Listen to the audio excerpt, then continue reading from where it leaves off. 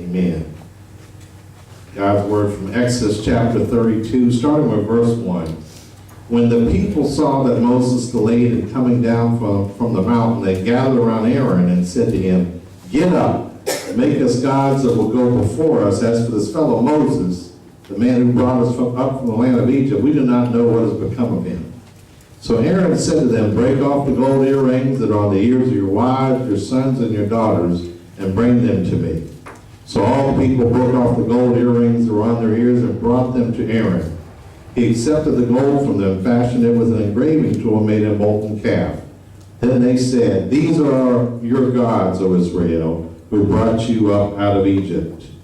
When Aaron saw this, he built an altar before it, and Aaron made a proclamation and said, "Tomorrow will be a feast to the Lord."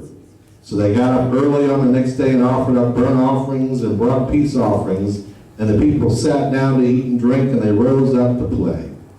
The Lord spoke to Moses, "Go quickly, descend, because your people, whom you brought up from the land of Egypt, have acted corruptly. They have quickly turned aside from the way that I commanded them. They have made for themselves a molten calf, and have bowed down to it and sacrificed to it and said, 'These are your gods, O Israel, which brought you up from the land of Egypt.'" You may be seated. The title of my sermon today, God in Our Image. Our culture has a problem with Jesus. They have a problem when we call Jesus Lord because it doesn't match what they want Jesus to be. If we say he's just a good man, they're okay with it. If they say he was a good teacher, or they're not even troubled when we say he's our God. The problem is when they say he's Lord of all and created all and commands all, and that when you read the Bible, you see him as a God of judgment and a God of mercy and all these different contradictions. People don't like that. See, sometimes we have a way of saying things and we don't realize what we're saying because we don't understand who we're saying about. With God, we act sometimes like God is a possession, like he's my Jesus or my God. That sounds good, except that sometimes it's not in the right context. Some people will say, when you tell them what the Bible says, "Well, my God wouldn't say that." What? Well, God said it. They don't care. My Jesus is like this. When you, for instance, talk to someone about sin in their life, they say, "Well, Jesus is a God of love. He's the one that's going to judge me, not you." Anybody hear that? Right. Well, yeah, he is. I'm trying to help you not get judged, but that's all right. See, we have a problem because we want Jesus to be our own personal Jesus. We want him to be something that he's not. God is not ours.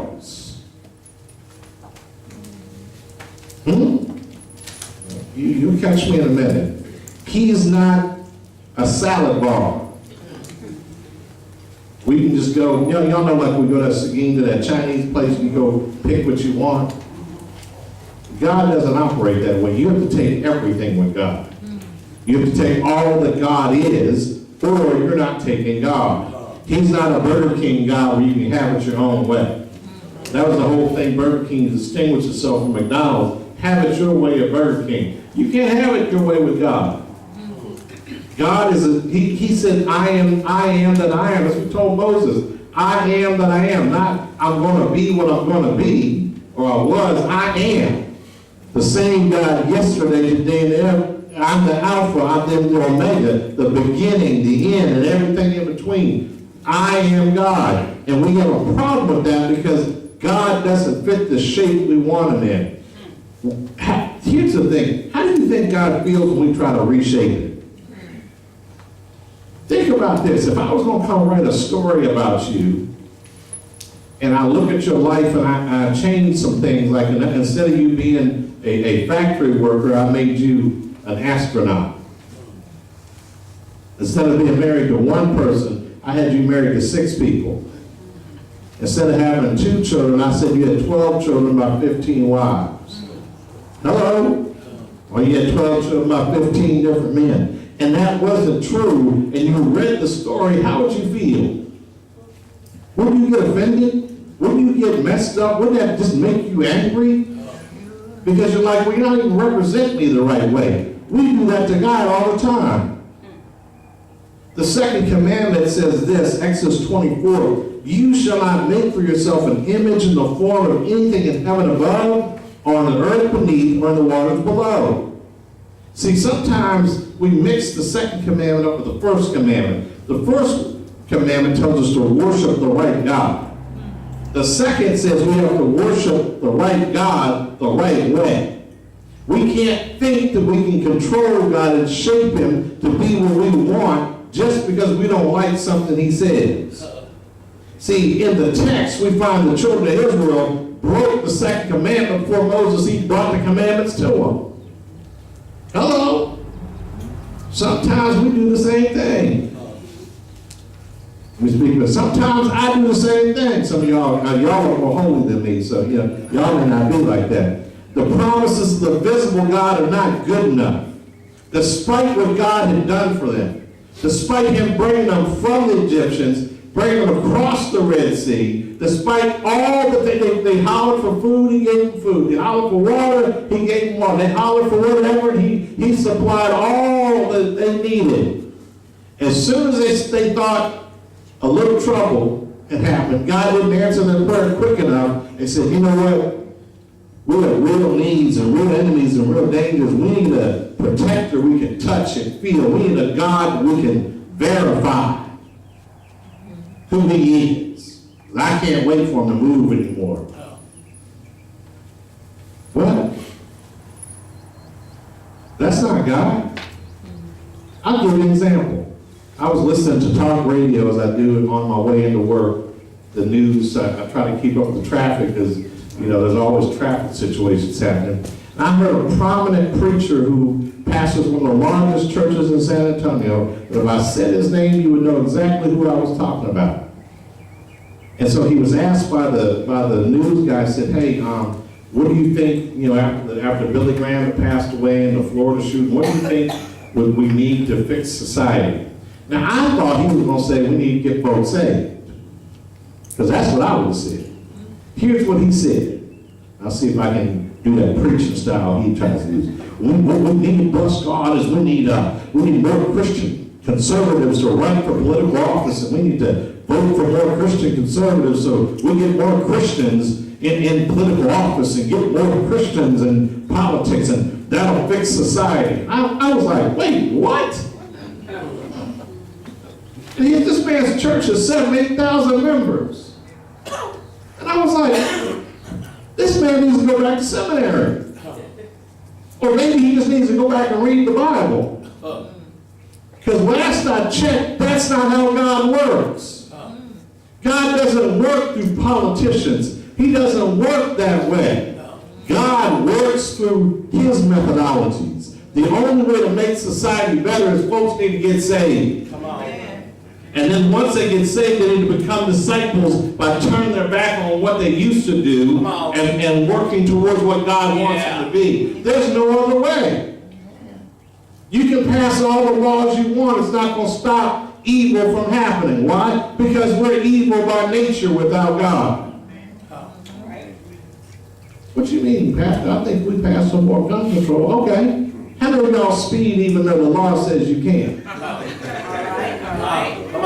Come on, don't lie up in here. You see, I got my hand raised. That's why I don't get mad when I get caught. Because I figure all the other times I didn't get caught. Hey, law is not going to stop you from doing evil. God and God's transformative power in your life stops you from doing evil. See, we need a God that is bigger than that. See, we do the same thing. We edit God in the shape we prefer. We do this when we elevate one attribute of God above all others. In other words, if we say that God is love, we want a God who is lax on judgment, who accepts all kinds of lifestyles, and as long as I'm trying to act saved, he's all right with me showing up on church on Sunday and living like the devil Monday through Saturday. Ain't nobody in here I'm talking about that church down the street. I know everybody in here is holy and sanctified and filled with the Holy Spirit. None of us do that kind of stuff. We like to think of God as hating whoever we hate.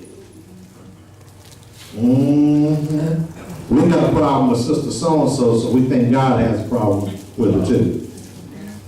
We got a problem with Brother So-and-so, we think God has got a problem with him too.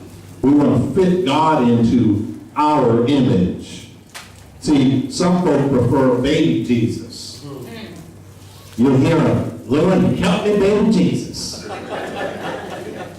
Baby Jesus, I need you right now. You know why? Because a baby Jesus is cute and cuddly and we can carry him around and control him. Hello? See, we prefer God who guarantees financial prosperity and promises to keep us from pain because we don't want to go through nothing. Thomas Jefferson, y'all remember him, he's one of our presidents.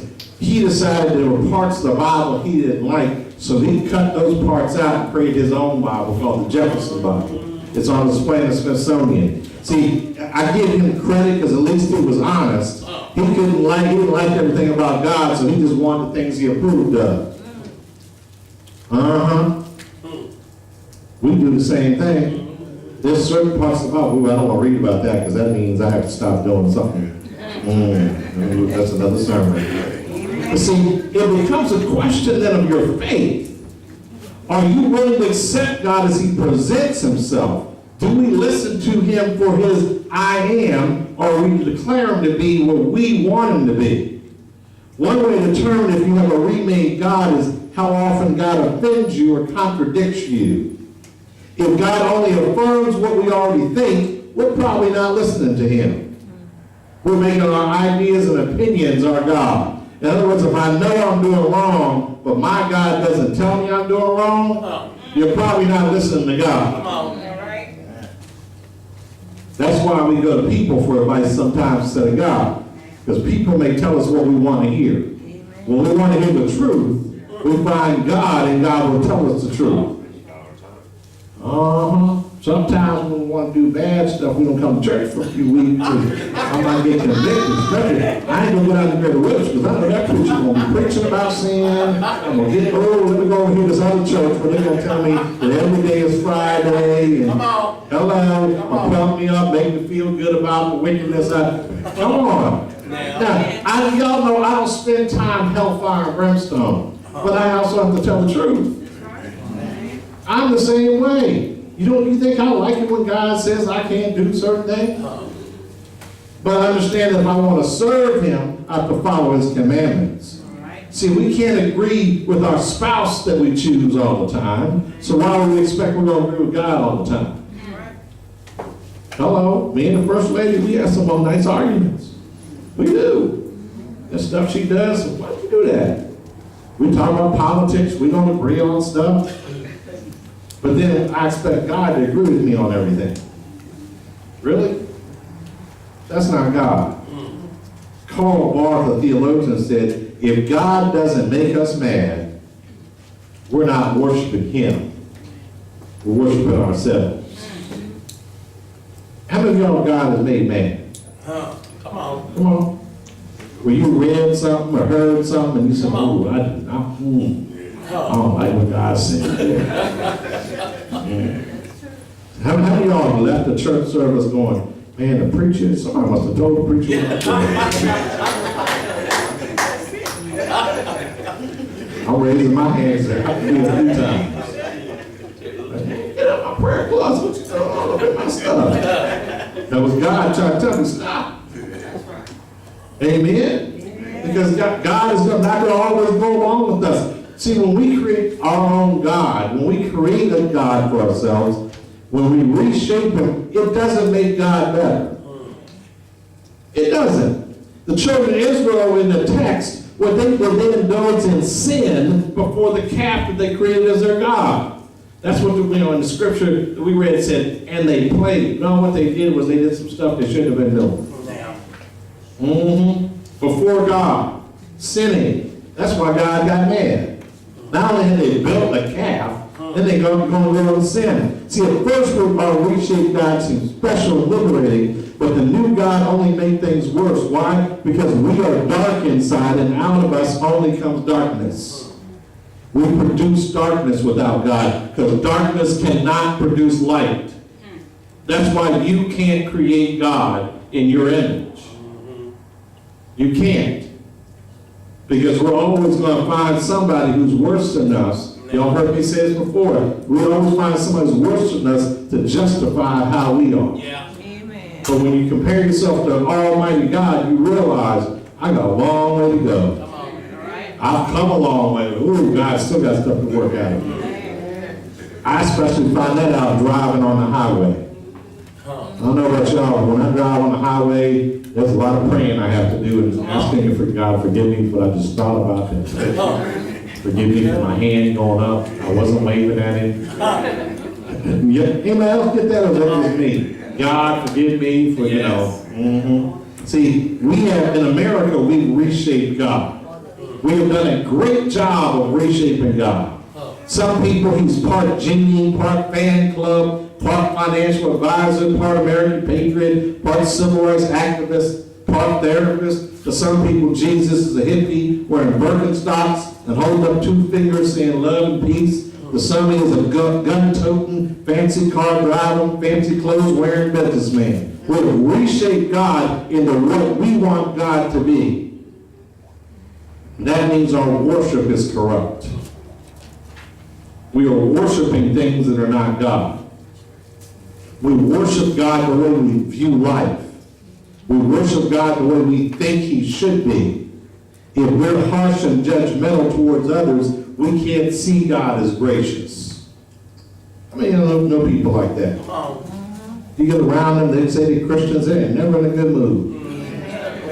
Yeah, look at so-and-so wearing that hat in church. Well, you know, God needs to strike them down. Man, come on, man. Ease up a little bit. I know a lot of young people wear jeans in church. They didn't know it's holy up in here. When you was really young, you used to wear jeans too. Hello? That's how we can be, because we don't know God. We don't worship God the way God is. If you're really in conflict with the society around you, you don't realize how powerful God is and how life-changing he is. If whatever happens, you're like, well, that's all right. You know, I'm cool with it. No. If you see people doing wrong, I had one of my spiritual mentors in the ministry finally came to a realization about certain politicians. She said, if they're supporting things that are against the Bible, I can't support them anymore. And I'm going to tell you what, I almost fell out of my chair. Because I used to have debates about some of this stuff. We used to get on each other's nerves. We love each other, but you know. But she started realizing if they don't stand for godly things, I can't vote for them. Wow, what a revelation. That's why you can't trust politicians that say to change your community, to change society, because that's not what they're designed for. Only God can do that.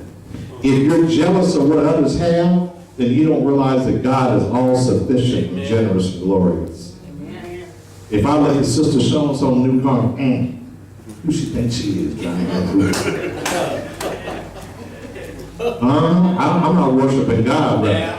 Because if I'm worshiping God, I'm going to praise God. I'm going to say, woo, so-and-so got a new car, praise the Lord. She's getting blessed. I know my blessing is on the hello. Oh, and I'm going to warn y'all, when we get that new church building, they're going to be the haters. They're going to be the haters. Because they're not worshiping God. Hello? We have to make sure that we are worshiping a God who's big enough to not let them haters get in our way. Amen? Amen. Like the children of Israel, we seek a God to better suit our felt needs. But we end up drowning in the sea of fear, despair, and moral chaos. God created us for him, not the other way around. We were created to worship him, to serve him. And when we don't do that, we find ourselves in trouble. The gods we create will never do the job of helping us and keeping us right. So we have to choose an infinite, all-powerful God who will sometimes confuse and contradict us, or a small God that neither satisfies nor saves us. What kind of God are you serving? See, you have to ask yourself, who is to carry whom? And I said whom, so let my wife know how to use proper English there. See, Israel's new God had to be carried. See, they had a God who would supply all their need, protect them and feed them and give them water when they need and all that. And they traded him for a God made out of leftover jewels. And that they had to carry around. They went from the God of the universe to a God that they could carry with them. See, we have to take one of two postures for God. We have to shrink him down and carry him and control him and fit a God that in our image, or we have to humble ourselves and let him carry us. See, if we attempt to carry God, we maintain a measure of control, but we'll never be satisfied. When you create God in your image, you will never be satisfied. We got to relinquish control. We have to let him carry us. We have to be ready to receive all he says, whether it sits well or not. That means the hard parts of the Bible we don't like, we just have to learn how to accept that that's the way our God is. Or decide not to serve him. See, here's what we yearn for as humans. We yearn for security and satisfaction. And that only comes from an all-knowing, all-sufficient, eternally wise, and all-powerful God. But the only way to get to know God is to come to him on his terms. You can't make deals with God. Well, God, I'll serve you, give. That's not what he said. Yeah. He said, I need your heart, your soul, your mind. I need it all. See, if you want to know how I know if you're serving God or how I know I'm serving God, when I follow two commandments. I love the Lord your God with all my heart, all my mind, my soul, my body, with everything. Amen. And then I love my neighbor as I love myself. If I'm not doing either one, I'm in trouble. And I'm not serving God the right way. See, we have to be willing to hear things from him that sometimes confuse us. Hear things from him sometimes that will anger us. Hear things from him that seem to contradict what everybody else is saying. And see, we need to make sure that we don't want a fake God, one that we can carry around, an imaginary God that's so small that he fits on a keychain. You know, some people have little good luck charms, Christian good luck charms. You all know what I'm talking about? You got a cross on the end with Jesus on it, and he's on the keychain. I'm carrying God around with me. I don't want to serve a God like that. I want a real God that's beyond my understanding and control. I want a God who carries me. I want a God that's bold. Because if I want to transform the world, if I want to transform my community, if I want to transform my families, a God of my making is not going to do it. I need a God that can do more. The God behind all creation is the God we crave. A God large enough to satisfy our deepest desires and wise enough to rule the universe. I need a God who sits high and looks low. A God who can deliver me from all kinds of evil. A God who can save my family. A God who can strengthen my marriage. I need a God who can heal all diseases. A God who cares for me even when I don't deserve it. A God who supplies all my need according to his riches and glory. A God who can calm the seas in my life. I need a God that can work miracles. Yes. I need a God who can do the impossible. I need a God who's bigger than any way I can think. Amen. Right. Yes. I need a God who loved me enough to die so that I can live. Yes. Stand to your feet.